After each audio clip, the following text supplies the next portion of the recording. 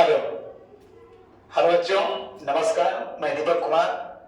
स्वागत है आप सबका मेरे YouTube channel Sunrise Classes Bairia पर।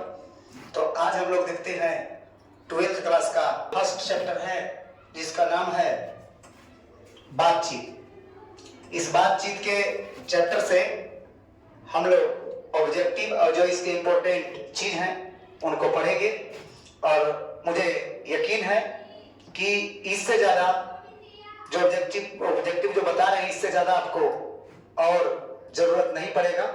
आप लोग विश्वास रखिए। तो चलिए आप लोगों को स्टार्ट करते हैं। ये सवाल है, इससे पहले कुछ आप लोगों को परिचय कराते हैं जो इम्पोर्टेंट है, जो इनसे देखिए। जैसे चैप्टर का जो नाम है वो हमारा चैप्टर का नाम है बातचीत। बातचीत हमारा चैप्टर का नाम है और इस चैप्टर के माध्यम से जो इंपॉर्टेंट चीजें होती हैं बता रहे हैं। पाठ का नाम है बातचीत। यह जो बातचीत है यह एक निबंध है और उस निबंध के निबंधकार हैं बालकृष्ण भट्ट। और बालकृष्ण भट्ट जी का जो जन्म हुआ है वो जन्म हुआ है 23 जून 1844 को।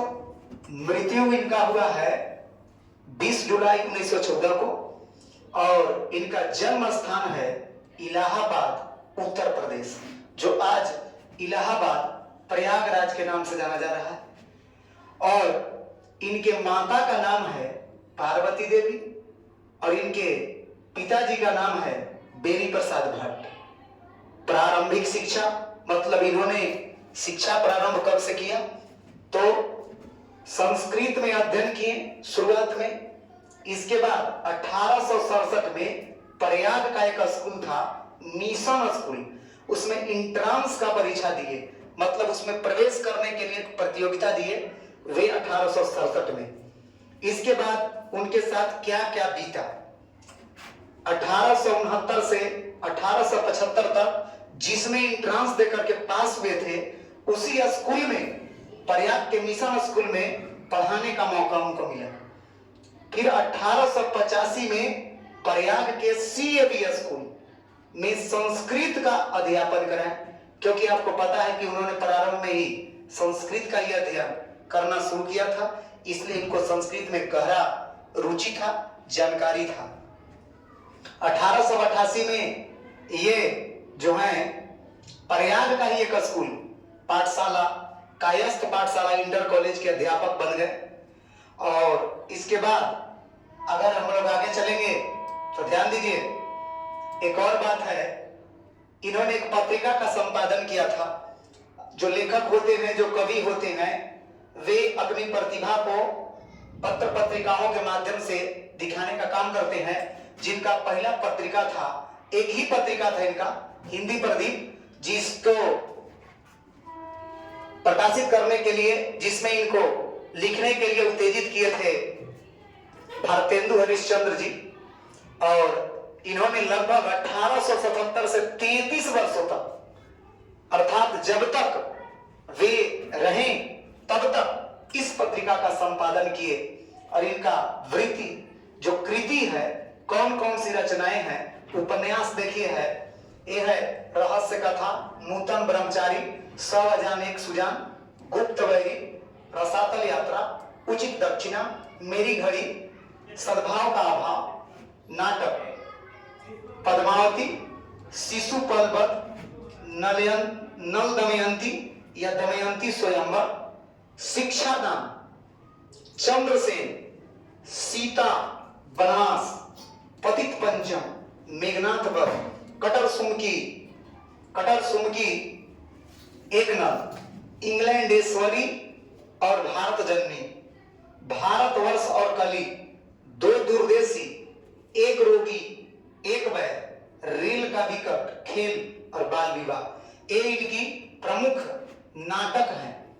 और नाटक के बाद इनका कुछ प्रहसन है, जो इनकी रचनाएं हैं वे हैं जो जिनका नाम है, देखिए, जिनका नाम है जैसा काम वैसा परिणाम, नई रोशनी का 20, और आचार विडंबन।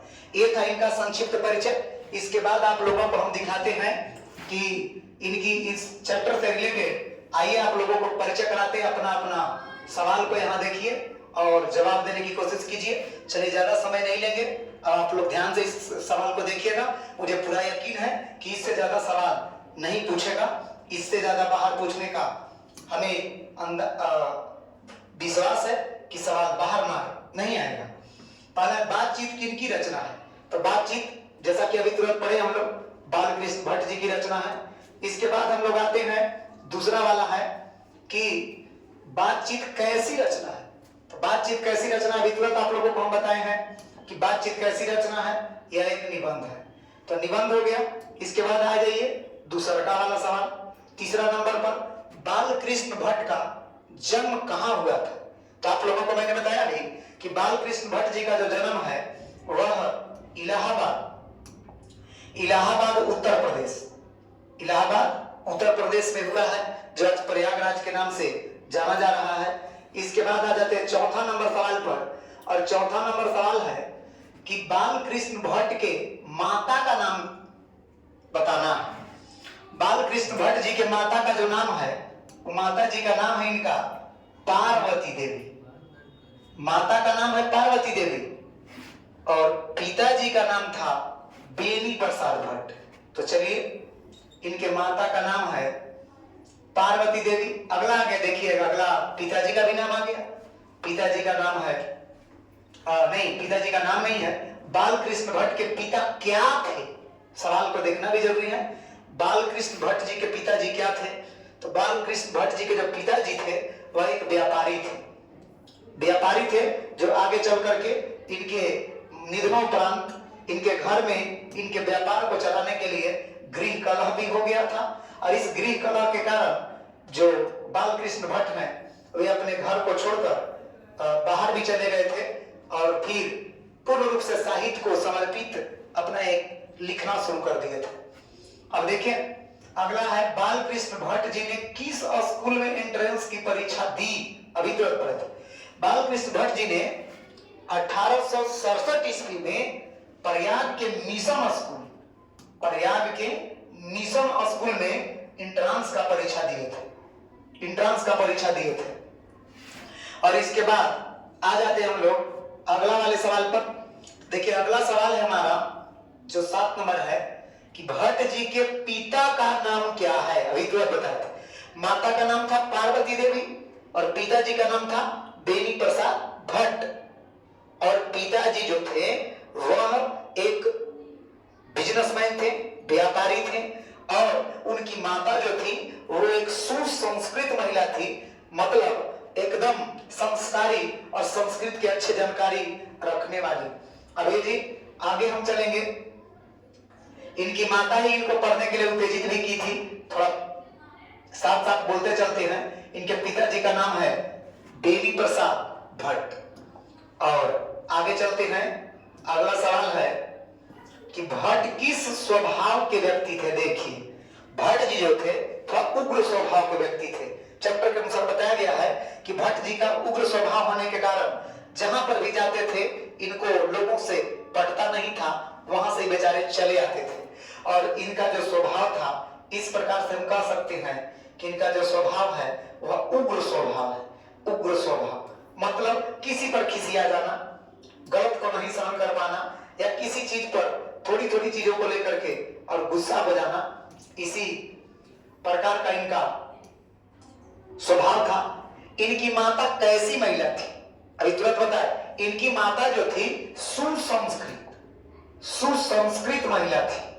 और बताया गया है कि माता जी ने ही बालकृष्ण भट्ट जी को पढ़ने के लिए उत्साहित किया और उनकी प्रेरणा से ही ये पढ़ना शुरू किए।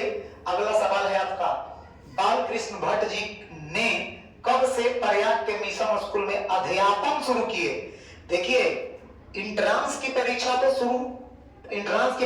67 में ही पास कर रहे थे। इंट्रांस का परीक्षा दिए थे 67 में प्रयाग के मिशन स्कूल में, लेकिन पढ़ाना उन्होंने शुरू किया था 69 से और पढ़ाए थे 75 तक, 1869 से 1875 1975 तक इन्होंने पढ़ाने का काम किया था प्रयाग के मिशन स्कूल में। अगला सवाल है, बालकृष्ण भट्ट जी ने किनकी प्रेरणा से पढ़ना शुरू किया? देख लीजिए, बालकृष्ण भट्ट जी ने किनकी प्रेरणा से, कौन प्रेरित किया कि बाबू पढ़िए, पढ़ना जरूरी है? इनको प्रेरित करने के लिए इनकी जो माता हैं, जो सुसंस्कृत महिला थी, अच्छी जानकार थी, ये जी उन्होंने इनको प्रेरित किया। माता जी ने नहीं, पिताजी ने नहीं, माता जी ने प्रेरित किया। आगे चलते हैं और अगला सवाल देखिए, आपका 12 नंबर का सवाल मस्त सा है, जो कह रहा है बालकृष्ण भट्ट जी ने प्रयाग के CAB स्कूल में कब से अध्यापन कराई? आगे वाला था मिशन स्कूल में, प्रयाग के मिशन स्कूल में 1869 से 75 तक, लेकिन ये बोल रहा है प्रयाग के CAB स्कूल में कब से पढ़ाना शुरू किए? तो CAB स्कूल में उन्होंने पढ़ाना शुरू किया 1885 से। CAB में पढ़ाना शुरू किया वो 1885 से, इस बात को याद रखिएगा। आगे चलते हैं और अगला सवाल लीजिए। आ गया एक और, देखिए जबरदस्त। 3 स्कूल में उन्होंने पढ़ाया था। पहला था जो 1869 से 1875 तक प्रयाग के मिशन स्कूल में पढ़ाने का काम किए।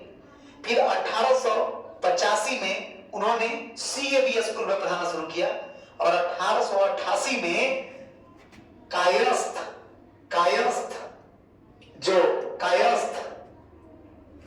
कायस्थ पाठशाला इंटर कॉलेज में उन्होंने 88 से पढ़ाना शुरू किया। 1888 से शुरू किया। आगे चलते हैं, बढ़ते हैं और अगला सवाल है, बातचीत निबंध के लेखक को अपना घर क्यों छोड़ना पड़ा?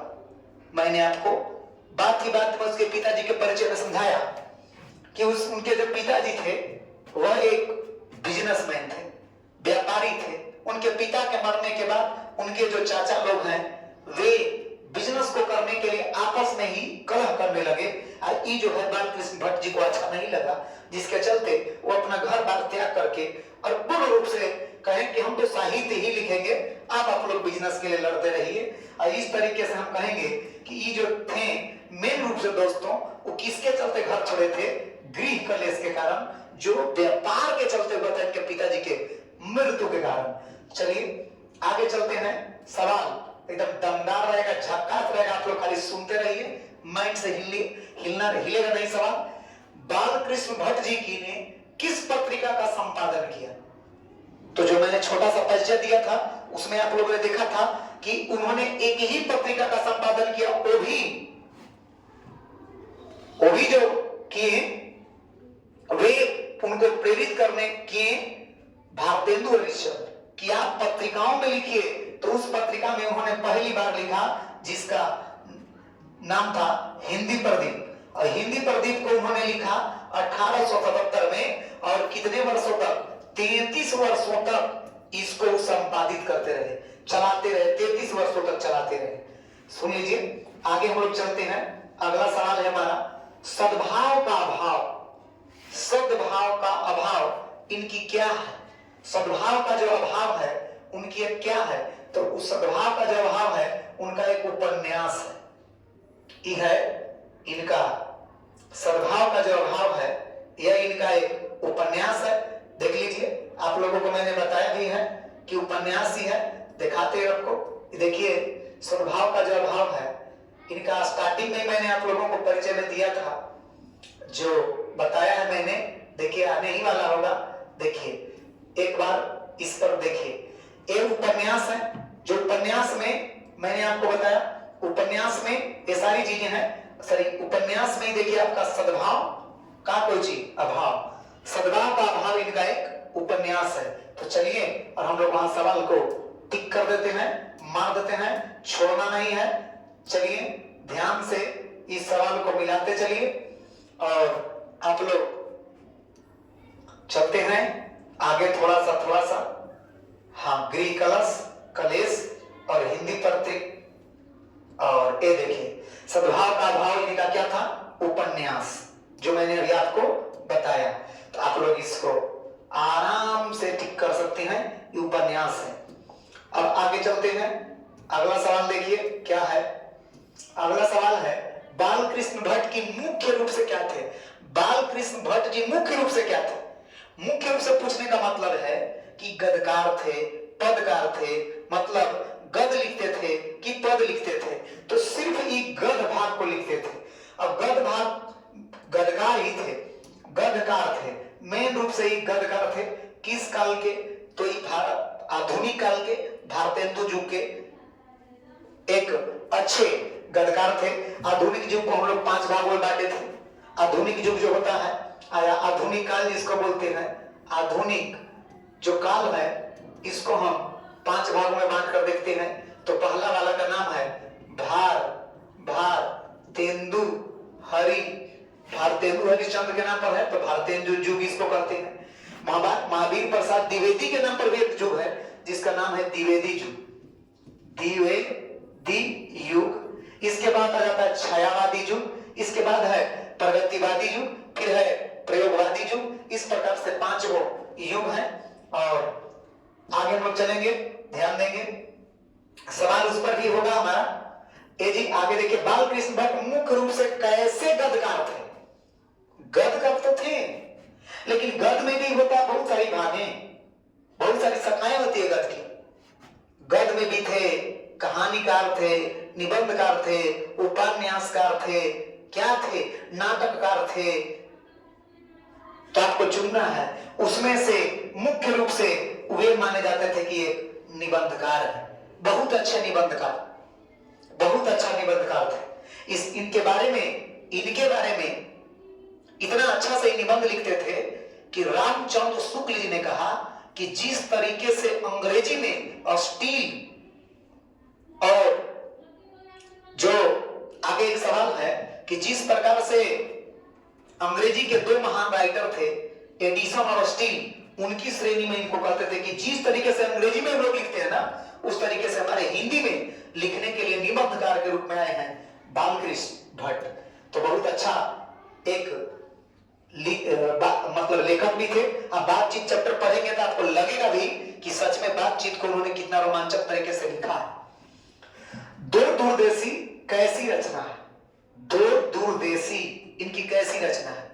फिर देखिए, आप लोगों को मैंने बताया कि 2 दूरदेशी इनकी कैसी रचना है, तो बिंदास रहना है। इसके बारे में मैंने शुरू में ही बताया है कि देखिए इसकी सारा का सारा परिचय आप लोगों को मैंने दिया है।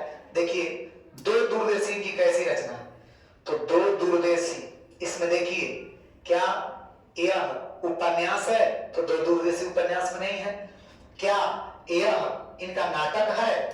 तो देखिए आपको साफ पता चल जाएगा कि यह सब नाटक में तो हमको दिख रहा है कि यह 2 दूरदेशी इनका एक कौची है, नाटक है। तो नाटक है, इस चीज को जो मैंने इसको स्टार्टिंग में बताया आप हल्का में ले रहे होंगे, लेकिन देखिए सवाल कहां से पूछता है, इसी से रिलेटेड अधिक से अधिक सवाल जो होता है वो पूछता है।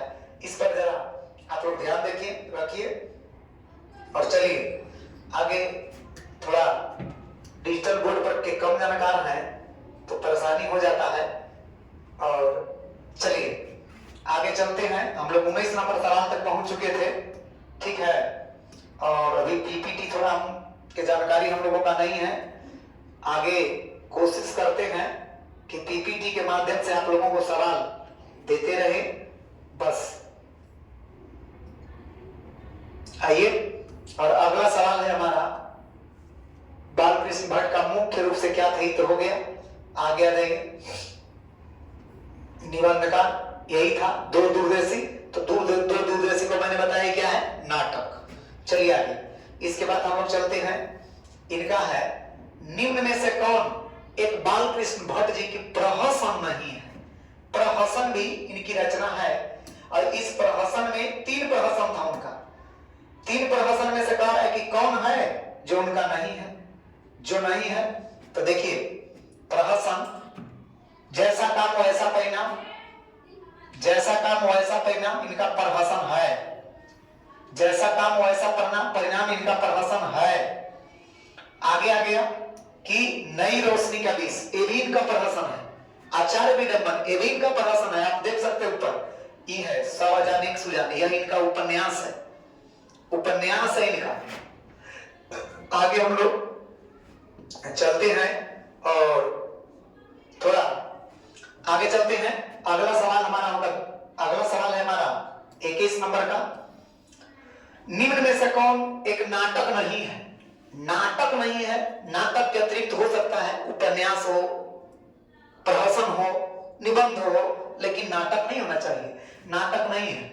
ये सब पद्मावती का नाटक है, मेघनाथ वध भी नाटक है, नूतन ब्रह्मचारी, रेल का विकट खेल, नूतन ब्रह्मचारी का नाटक नहीं है, ये उपन्यास है। आप देखिएगा फिर से, ऊपर जाके देख सकते हैं, मैंने आपको दोबारा दिखाया, हाँ तो आप देख सकते हैं जाकर के। आगे अगला सवाल है कि निम्न में से कौन, निम्न में से कौन एक उपन्यास नहीं है? अब ये उपन्यास नहीं चुनना है, देखिए रचना से सवाल किस तरीके से पूछता है। निम्न में से कौन एक उपन्यास नहीं है चुनना है। देखिए उपन्यास नहीं है, चंद्रसेन, यह इनका एक नाटक है जी। रहस्य कथा, गुप्त बैरी, हमारी घड़ी, ये सब के सब उपन्यास है, लेकिन बस एक है चंद्रसेन, इनका एक नाटक है, यह एक इनका नाटक है, नाटक। अब चलिए अगला सवाल है, संयोगिता स्वयंवर किनकी रचना है? कितना लेकर लोग चालाक होते हैं, सोचे बालकृष्ण भट्ट का चैप्टर है, मरेंगे बालकृष्ण भट्ट, ये तो सर सभी को जाना है, इतने में लोटे को जी लेना है, बिना लोटे के काम हो जाएगा कि ये जो रचना है पढ़ रहे हैं बालकृष्ण भट्ट में, बालकृष्ण भट्ट में नहीं।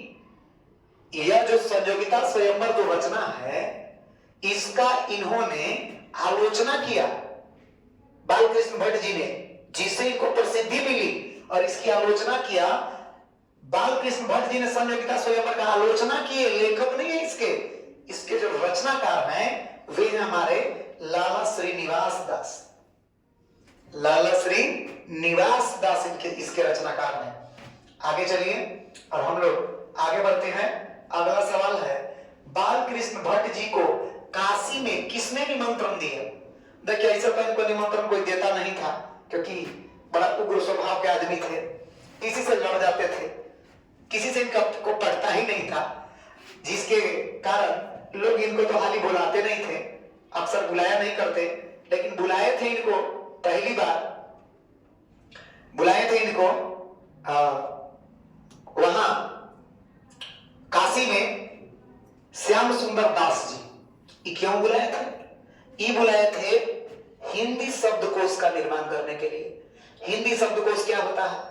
तो जो हिंदी होता है, कोई कोई शब्द ऐसे होते हैं जिनके अर्थ बहुत सारे निकलते हैं। जैसे कोई कोई शब्द ऐसे होते हैं जिनका एक ही शब्द का बहुत सारा अर्थ निकलता है, जैसे सारंग नैनी, सारंग बहनी, सारंग ले चले सारंग को, हरि खोजम को हरि चले, हरि पहुंचे हरि पास, हरि हरि मिल गए, हरि हो गए उदास। देखिए सब हरि हरि ही है, उसमें सारंग सारंग ही था। एक इस प्रकार से एक ही शब्दों के बहुत सारे अर्थ निकलते हैं। तो उसी प्रकार से जिस प्रकार से आप देखे होंगे इंग्लिश डिक्शनरी होता है कि इंग्लिश में हिंदी अर्थ क्या होता है, हिंदी में भी हिंदी का अर्थ होता है, उसको बनाने के लिए हिंदी शब्दकोश का निर्माण करने के लिए इनको बुलाया गया था। भाई पढ़े लिखे आदमी थे, लेकिन एक आदत से लाचार थे कि वो जो थे वह बड़ा उग्र स्वभाव के थे, किसी से लड़ जाते थे। ज्ञान का तो कहना ही नहीं है भाई, ज्ञान के तो भंडार आदमी थे बालकृष्ण भट्ट जी। बालकृष्ण भट्ट काशी किस शब्दकोश के, वो देखिए आइए गया, बालकृष्ण भट्ट काशी किस शब्दकोश का निर्माण करने के लिए गए? आप अगर इतना जानकार होंगे तो थोड़ा सा ध्यान दीजिए कि आप पढ़ क्या रहे हैं? हिंदी। संस्कृत तो पढ़ नहीं रहे, उर्दू तो पढ़ नहीं रहे, तो होगा नहीं, फारसी तो जान नहीं रहे हैं, हम तो पढ़ रहे हिंदी। तो हमारा शब्दकोश का निर्माण करने के लिए गए थे हिंदी शब्दकोश, इसी का निर्माण के लिए उनको बुलाए थे श्याम सुंदर दास काशी में। अब चलिए अगला सवाल देखिए। अगला सवाल है कि बालकृष्ण भट्ट किस काल के कवि थे? बालकृष्ण भट्ट जो है किस काल के कवि थे? वे थे आधुनिक काल के। ऋतुराज बताए थे कि उन्होंने, वे जो कवि थे वे आधुनिक काल के कवि थे, आधुनिक काल के कवि हैं। और सॉरी यहाँ मिस्टेक है, ये मिस्टेक है, कवि थे नहीं, क्योंकि पत्रकार तो थे नहीं। किस काल के साहित्यकार थे, साहित्यकार थे, या कह दें लेखक थे तो चलेगा। ये मिस्टेक है, इस पर ध्यान दीजिएगा। कवि नहीं थे, कवि थे ही नहीं, एक भी कविता लिखे ही नहीं। साफ लिखते हैं कि हम साहित्यकार हैं, और साहित्यकार में भी बिजोड़ दम निबंधकार है, निबंध लिखने में माहिर थे, महारत हासिल था उनको। आगे चलते हैं। बालकृष्ण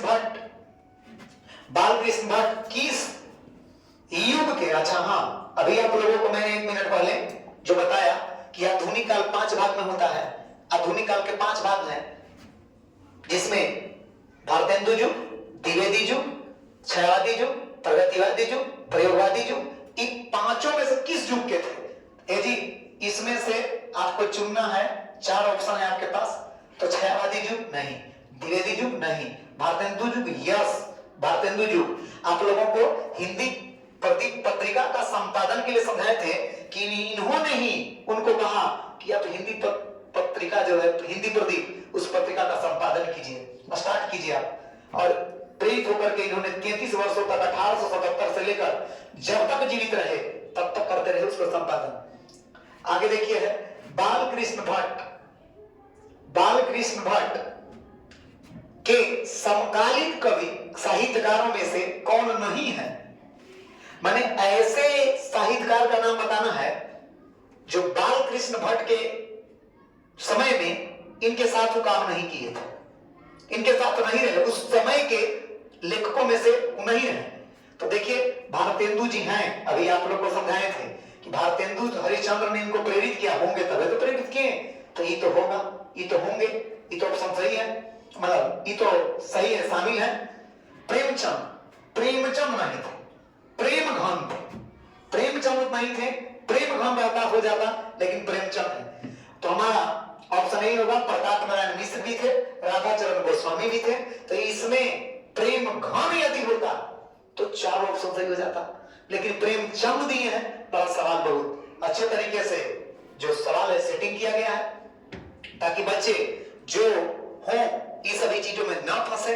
इसलिए मैं कह सकता हूं कि इसका जो आंसर होगा वह होगा प्रेमचंद उनके समय के साहित्यकार नहीं थे। आगे चलते हैं और आ जाते हैं हम लोग 29 नंबर सवाल पर। 50 सवाल का आप लोगों का एक यह सीरीज रहेगा। लेखक ने कितने वर्षों तक हिंदी प्रदीप पत्रिका का संपादन किया? ओ माय गॉड, देखिए इसी तरीके के सवाल है, आपस में ही आगे पीछे घूम के आ रहे हैं। तो 33 वर्षों तक मैंने आपको कहा था, कितने वर्षों तक? 33 वर्षों तक, 33 वर्षों तक इन्होंने संपादन करता लगातार 33 वर्षों तक। आगे चलते हैं। आचार्य रामचंद्र शुक्ल ने निबंधकार के रूप में बालकृष्ण भट्ट को अंग्रेजी साहित्य के किसके श्रेणी में रखते हैं? बताइए, अभी बताएं कि बालकृष्ण भट्ट जी के अंदर निबंध लिखने की इतनी प्रतिभा थी कि रामचंद्र शुक्ल जी ने कहा था कि वे तो हमारे जो अंग्रेजी भाषा में लिखने वाले निबंधकार हैं, एडिसन और स्टील, उसी तरीके के, उसी जोड़ के, उसी लेवल के हमारे हिंदी में निबंध लिखने वाले हैं। एडिसन और स्टील के समान ही हमारे हिंदी में निबंध लिखने का क्षमता रखते हैं। कौन? बालकृष्ण भट्ट। इतने समझदार थे, लेकिन बार बार कह रहा हूं, लेकिन एक ही आदत खराब था, बस उग्र स्वभाव का था। समझ जाइए, ये जरूरी है बाबू। मिट्टी बानी बोलिए, मन का आपा खोए और उनको शीतल करे, आप वो शीतल हो। लेकिन लड़का लोग अभी जस्ट उल्टा बोलते हैं, कहते कड़वी बानी बोलिए, जिससे झगड़ा होए और उससे नहीं झगड़िए, जवाब से तगड़ा होए। तो नया युग के लड़के के बारे में कहना ठीक नहीं है। चलिए आइए, बाकी बीच बीच में होता रहता है। अगला सवाल है असली बातचीत। देखिए अब चैप्टर से शुरू हो गया, चैप्टर वाले सवाल आएंगे। किस अगला सवाल है, हेलो, असली बातचीत कितने व्यक्तियों के बीच होता है? असली बातचीत कितने व्यक्तियों के बीच होता है? असल में जो बातचीत होता है वह कितने व्यक्तियों के बीच होता है, कितने व्यक्तियों के बीच बातचीत को हम लोग कहेंगे कि वो असली बातचीत है, जो बात हुआ दिल खोल कर होगा, एकदम जो मन में होगा वह दिल, जो दिल में होगा वह मन में है, वो एकदम बात में निकल जाए एकदम। तो वो जो बात होगा चार आदमी, भाई 4 आदमी में कोई खोल के बात नहीं करेगा। अगला नंबर 2, हाँ 2 में होता है कि तो सभी लोग जान रहे हैं कि जब 2 जन होंगे, 2 लोग होंगे, तब वे अपना सुख दुख एक दूसरे को शेयर करेंगे। और जिसके बारे में ये जो बात है आगे हम लोग चलेंगे तो देखिए बताएंगे। 3 व्यक्ति भी नहीं होगा, 3 व्यक्ति के बीच बातचीत होता है, ऐसे भी कहावत है। 3 व्यक्ति के बीच बातचीत हुआ, 6 कान तक पहुंचा तो बात खत्म हो जाएगा, बात फैलिए जाएगा, वो रहने वाला नहीं है।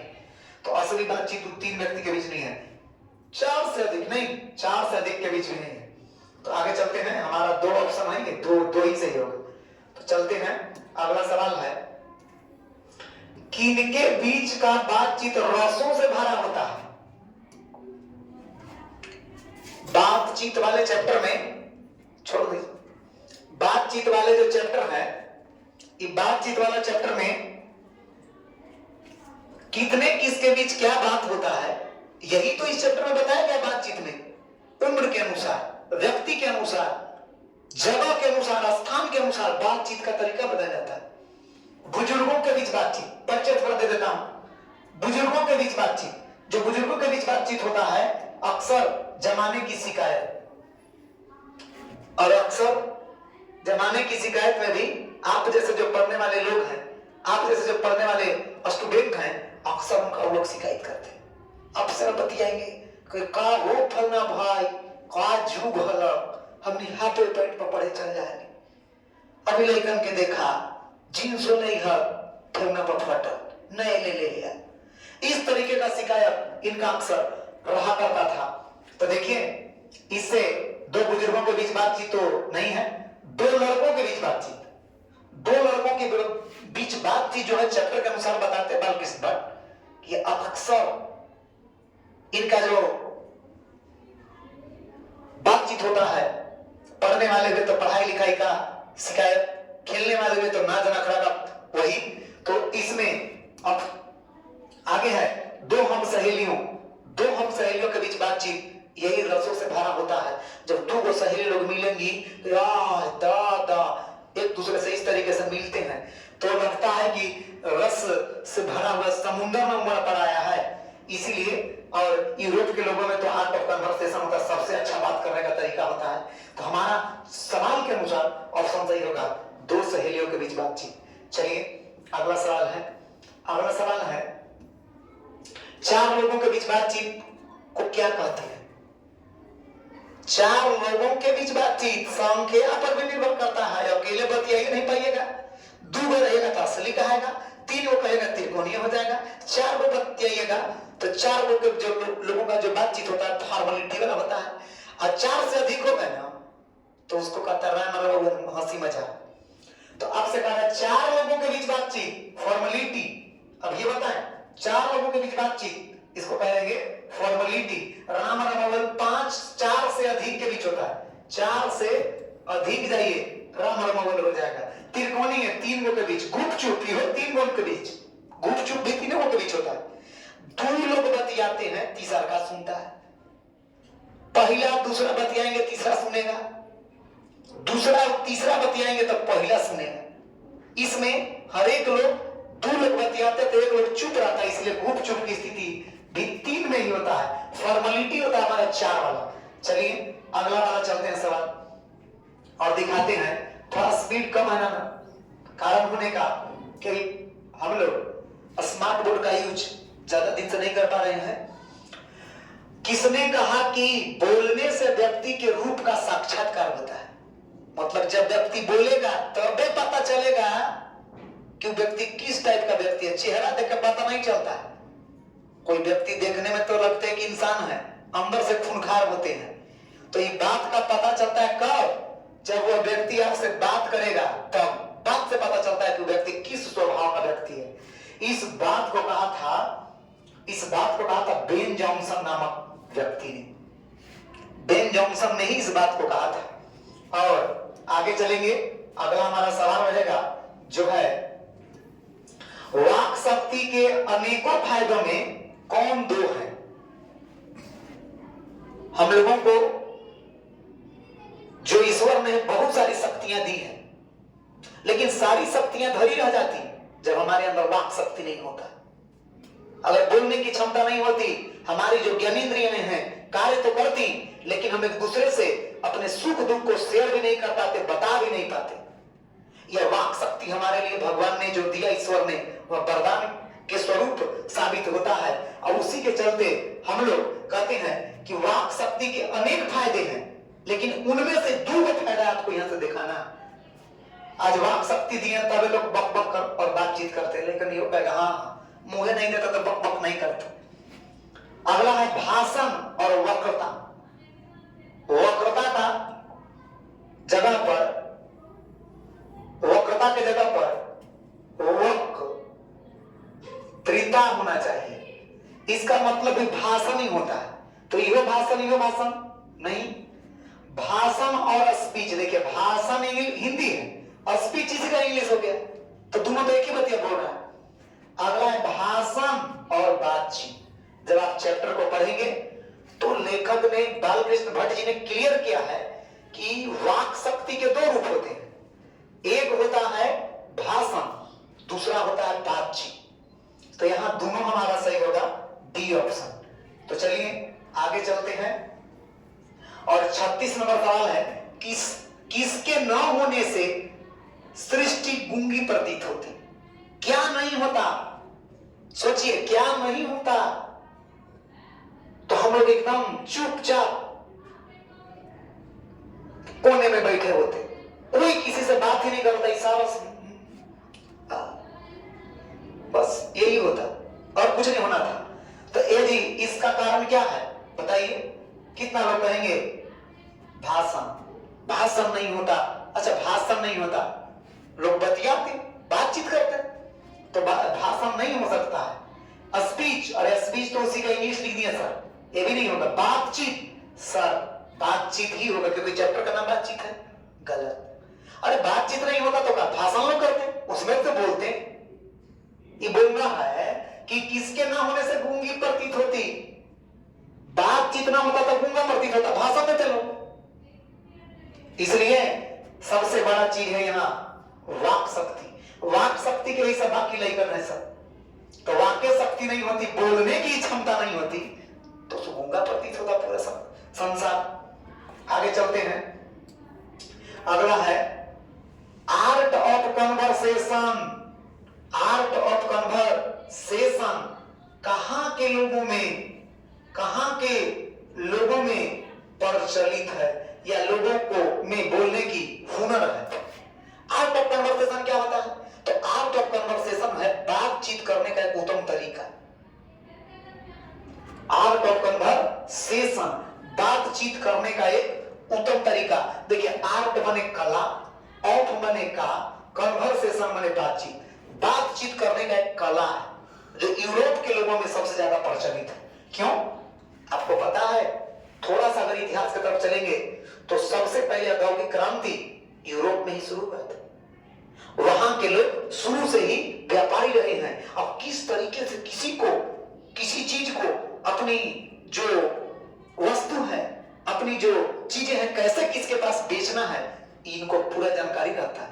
किस तरीके से पसंद करें। आप एगो कपड़ा लेने जाते हैं, आप रिजेक्ट करके पीयर का को हटा देते हैं, लेकिन जो बेचने वाले कहते हैं सटा के कि देखिए ना ये पीला पीला है ना, मस्त लग रहा है, यही ले लीजिए। इसका आया था बहुत सा कपड़ा, अब एक बचा है, बाकी सब सेल हो गया। आपको लगता है वाह झकास था, इसको ले लीजिए। अरे कुछ नहीं, वो एक आर्ट ऑफ कन्वर्सेशन है जिसमें आप फंस गए। इसी को बोला जाता है आर्ट ऑफ कन्वर्सेशन, मतलब बातचीत करने का एक अच्छा सा तरीका जो आपको ना पसंद को भी पसंद करा देते हैं। इसलिए ध्यान से, बातचीत से मन किस प्रकार हो जाता है। तो बातचीत करने से जो मन है, बातचीत करने से जो मन है वह हल्का हो जाता है। हल्का हो जाता है मन। हम बतिया लेना पर मन हल्का हो जाता है। सब लड़कन साथ के जानता है, बातचीत कर लिए मन हल्का है, बस नहीं किए तो ये टेंशन में है, समझ गए? नहीं हुआ तैयार तो सोचिए नहीं, फिर तो हालत खराब है सर। चलिए, बातचीत पाठ के माध्यम से लेखक क्या बताना चाहते हैं? बातचीत जो चैप्टर पढ़े हैं इसमें आप क्या सीखे हैं? इसमें आप लोगों ने सीखा है कि दो व्यक्तियों के बीच बातचीत क्या है, उम्र के अनुसार बातचीत क्या है, दो बुजुर्गों के बीच बातचीत क्या है, दो बुढ़ियों के बीच बातचीत क्या है, मतलब बातचीत का एक शैली इन्होंने बताया है। बातचीत किसके किसके बीच कैसे कैसे होता है, इसी शैली को इन्होंने क्या किया है, बताया है, बातचीत का शैली। तो आइए अगला सवाल है, रॉबिन्सन क्रूसो ने 16 वर्षों के बाद किसके मुख से आवाज सुनी? देखिए, रॉबिन्सन क्रूसो के बारे में जो एक कहानी है, आप सबों ने सामाजिक विज्ञान में सुना होगा।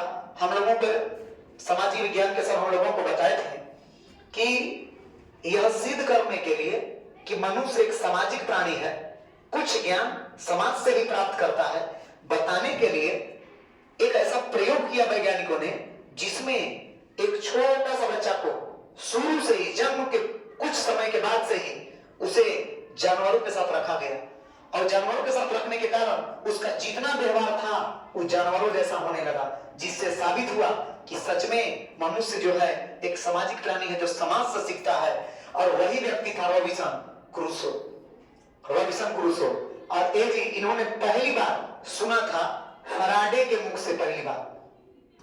अब फराडे के मुख से सुने थे, लेकिन इन्होंने भी हम लोगों की तरह बोलचाल वाला भाषा में नहीं बोले थे, जंगली भाषा में, कुत्ता की बोली, बिल्ली की बोली, शेर की बोली, जानवरों की बोली बोले थे।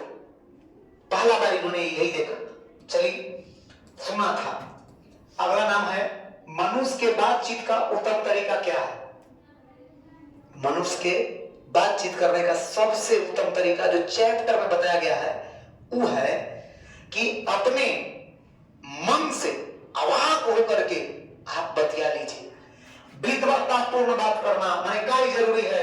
किसी को ये बताना कि हम इतना जानकार आदमी है, कोई बतियाना शुरू किया, हम यहाँ हमारा तो डिग्री ऐसे है, हम तो ऐसे ऐसे पढ़ाते, हम तो ये करते, तो इस तरह के विद्वत्तापूर्ण बात करना या यदि स्टार्टिंग में एकदम अपना झाड़ने लगना, ये ठीक नहीं। तर्कपूर्ण बात करना, क्या कोई बात करेगा तो कोई जरूरी है कि तर्क पर ही बात करे, तथ्य पर ही बात हो। आगे, भीड़ से बात करना, भीड़ से बात करना सबसे अच्छा बात है ना, अवाक होकर अपने मन से बात करना। चैप्टर ने कहा कि अगर अवाक होकर के आप अपने मन से कुछ समय के लिए भी पढ़ लेते हैं, कुछ समय के लिए भी बतिया लेते हैं, तो समझिए आपका जीवन सफल हो जाएगा। इसी को ध्यान नाम है, इसी का नाम है ध्यान। इसी को का मतलब है ध्यान को एकाग्रित करना, माइंड को कंसंट्रेट करना, यही है अवाक होकर। अब आप सोचेंगे अवाक होकर हम कैसे बात करेंगे? आप सोचिए, कभी किसी काम को आप करने जाते हैं, जो पहली बार आप कर रहे होते हैं, कोई गलती ऐसा, माइंड आपको बताता है इस काम को मत कर, एगो माइंड कहता है कर, कहेगा ना कर, कहेगा कर, ना करे वाला बेचारा विवश हो जाएगा, तब जाके करने वाला उस काम को करेगा। हर एक बार आप काम करिएगा उसमें दो आते ही है, एक पॉजिटिव एक निगेटिव, जो एक सकारात्मक एक नकारात्मक, सही बताएगा गलत बताएगा। तो जो ये अपने मन में डिसीजन आप ले रहे हैं, इसी को तो कहते हैं कि हम आप होकर के बात करना। किसी को थोड़ी ना चिरा चिरा कर कह रहे हैं, इसी को बोलते हैं। यही सबसे उत्तम तरीका है बतियाने का। निम्न में से कौन बालकृष्ण भट्ट की रचना नहीं है? रचना उनका है ही नहीं। नूतन ब्रह्मचारी, ये तो है भाई, हम तो क्लियर है, ये तो है, सब लेकर क्लियर है, ये तो है सर। नूतन ब्रह्मचारी आप बोले थे कि इनका एक उपन्यास है, ऊपर पढ़ाए थे। 100,000 एक सुझाव, ये भी तो इनका उपन्यास है। सद्भाव का भाव, ये सर ये भी तो इनका उपन्यास है। तो ये सर परीक्षा गुरु के बारे में ना नाटक में बताए, ना प्रहसन में, ना निबंध में, और ना ही बताए हैं आप उपन्यास में। मतलब इनका परीक्षा गुरु रचना नहीं है। चलिए आगे चलते हैं। अगला सवाल है 43 नंबर सवाल 43। संवाद में सबसे महत्वपूर्ण क्या है? जब किसी से आप बात कर रहे हैं, क्या जरूरी है कि वो होना ही चाहिए? तर्क माने तर्क पर बात करना, जिज्ञासा माने बतियाने की इच्छा होना, आत्मीयता, प्रवाहपूर्ण, क्या होना चाहिए इसमें से? देखिए, जब किसी से भी बात कर रहे हैं, तर्क पर ही बात कर रहे हैं, आपके अंदर विश्वास तो आत्मा में होना चाहिए ना कि हम इससे बात कर रहे हैं तो हम इसकी बातों को पूर्ण रूप से पूरा कर देंगे। तो सबसे ज्यादा जरूरी है आत्मीयता, अपने आप पर विश्वास होना। आगे चलते हैं, अगला सवाल है, नौजवानों की निंदा, ओहो बाबा के का भाई, नौजवानों की निंदा किनके बीच का मुख्य प्रकरण है बातचीत का? नौजवानों की निंदा किनके बातचीत का मुख्य प्रकरण है? मैंने बात शुरू करेंगे ना, बस नौजवान के टोनी ने लड़कन के सिखाई, टोनी पढ़ो बच्चा के खाली सिखाई तो उनका मेन पर्पस होता है। वो बाबू आप लोग खुदे से चुन लीजिएगा, दुगो लड़का ना हो, दुगो बाबू हाँ हाँ हाँ बब्बे लोग के खिलाई, दुगो बुजुर्गे लोग ही काम करते हैं, ये बब्बे का खेला है, तो सतर्क रहिए आप। दो सहेलियों के बीच तभी बताकर रस उमड़ पड़ता है। अगला सवाल है, बातचीत निबंध के अनुसार मन में जो कुछ मवाद या धुआं बनता है वह किसके जरिए बाहर निकल जाता है? जो भी मन में मवाद होता है, मन में जो भी चीजें होती है बाहर निकल जाता है। यस सर, इसका कारण है अपना बातचीत। बातचीत करने से जो भारी जो दिमाग है आदमी की हल्का हो जाता है। कभी कभी कोई ऐसा घटना सुने होंगे, कोई ऐसा बीता होगा बात जो आप लोगों को कहने नहीं बनता, और जब तक कहते नहीं लोग तब तक एकदम रहाता नहीं, आ जाता है, मन में लगता है कि एकदम बैठल है।